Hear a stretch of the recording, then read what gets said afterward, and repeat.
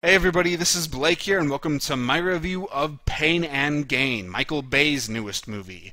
Now, what do I feel about Michael Bay? I've liked him and disliked him at various points of my life, but I've come to the conclusion that he's not a good or bad director, but he makes movies that appeal to teenage boys, as he said, and I happen to agree with him there. I actually remember really enjoying his flicks that came out in the 90s because I was a teenage boy, and I thought, all the explosions and special effects and action sequences were awesome, and I thought the characters were always a lot of fun. I probably would have liked those stupid-ass Transformers movies if I saw them, when I was 15 or 16, because, even if I find the humor to be totally obnoxious in those films, that is probably the kind of shit that would have made me laugh when I was a kid.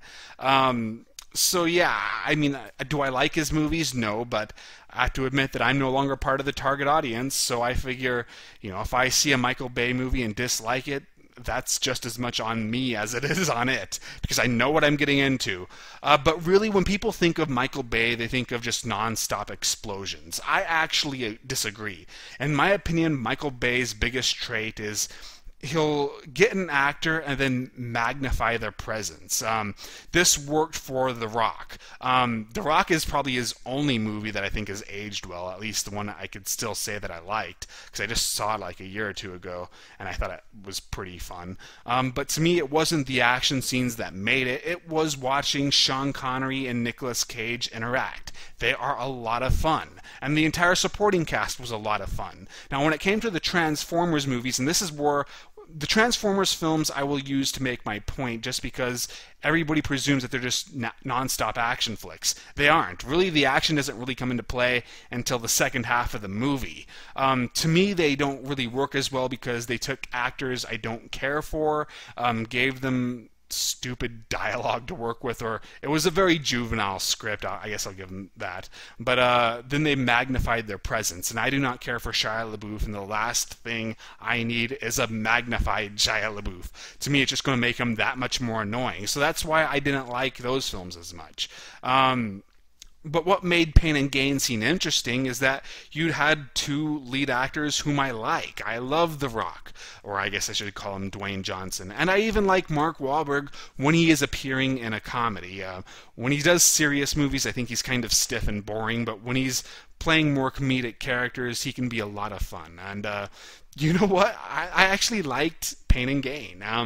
Is it a great movie? No. Maybe I'm being a little generous by even calling it a good movie, but it's difficult to describe because I liked the majority of it, but at the same time I feel guilty for liking the majority of it because it was very closely based on a true story, and at times it almost seems to be making fun of the true story, and that's kind of mean-spirited. There's not a lot of class there, Michael Bay.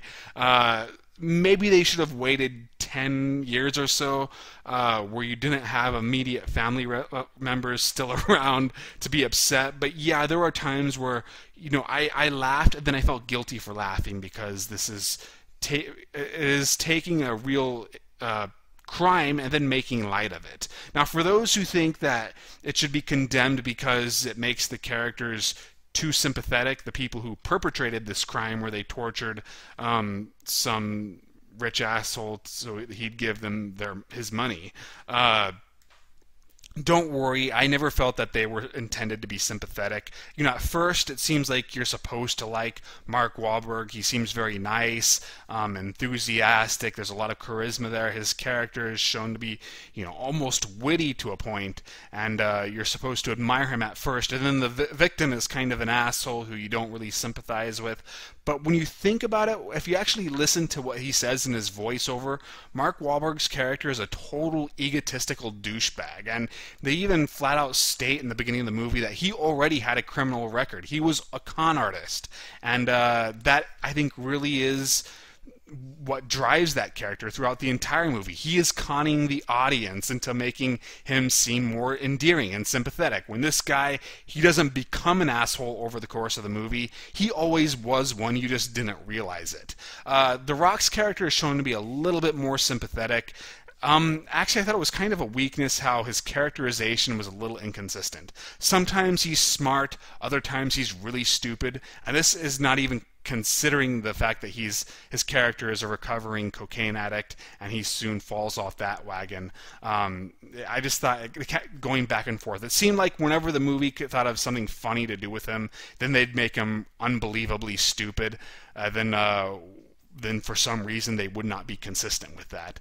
With Mark Wahlberg, even though all of them as a group, they're pretty dumb in a lot of ways, it's at least believably dumb. I could see this happening in real life just in terms of their lack of intelligence. Then the third wheel, I can't think of the actor's name. Was it something Mackey? He was in Man on the Ledge and Real Steel. He's not portrayed very well either. He's supposed to be just kind of a selfish douche to begin with. He even says early on that the only reason he never committed a crime was because he never had to. So you can definitely see a lot of evil in these characters from the beginning. So for those who were put off by that, don't worry. I actually liked how they handled most of the characters in that regard. But when it came to the laughs, I thought there was a lot of good lines. They definitely had some fucked up moments where, once again, I felt really guilty for laughing. Let's just say that this movie goes into some really messed up territory, and yet it never loses its comedic edge about it. So I can definitely see why certain people would be offended by this.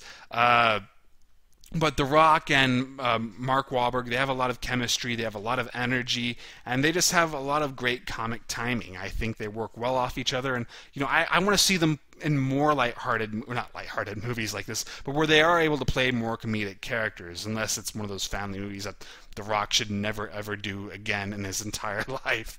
But I just think they work so well in that regard. And that's really all I have to say. The script, I thought, had some pretty interesting twists. It starts off as a very simple plot, but then it gets more and more complex as, shit happens. It's one of those movies, definitely like Fargo. Actually, I might even say it could be compared to Fargo or Pulp Fiction. It's not quite as intelligent as those movies. It's definitely more silly. It is more overtly a comedy than those films are.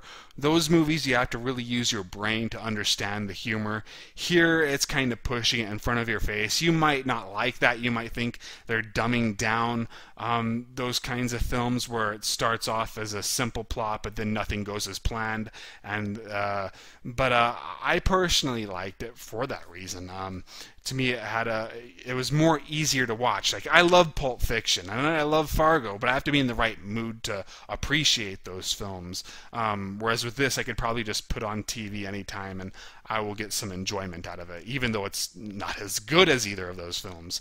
But once again, I really do think that it comes down to how you're going to respond to this film's taste, just because it's based off a true story and it's almost mean-spirited in how it approaches this story.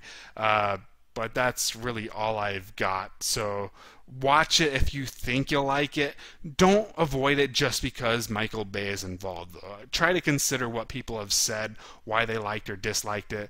At the absolute least, I did not think this movie ever reached quite the bottom of the barrel that Transformers 2 did in terms of comedy, or even Transformers 3. Don't worry, there's none of that, mom eating a pot-filled brownie or deep wang. There's none of that kind of obnoxiousness. This was definitely written for an older audience, but at the same time, it's over the top enough to where I can see why certain people would find this annoying. So it's difficult to say whether I think you should watch it or not. You really just have to consider what's been said. That is all I've gotten. I feel like I've been kind of repetitive in this review. I apologize for that, by the way.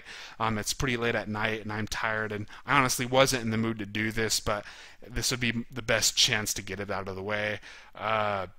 Check out my website. I've recently done written reviews of Harakiri, Takashi Miike's remake of the original classic, and Stag Night, a horror film that for some reason has Scott Adkins in it.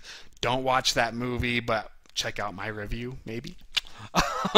Be sure to follow me on Twitter, and if you haven't already, I did release a new Critiquing the Critics episode on Schmoes Know. So that is all I've got. I'll see you guys later.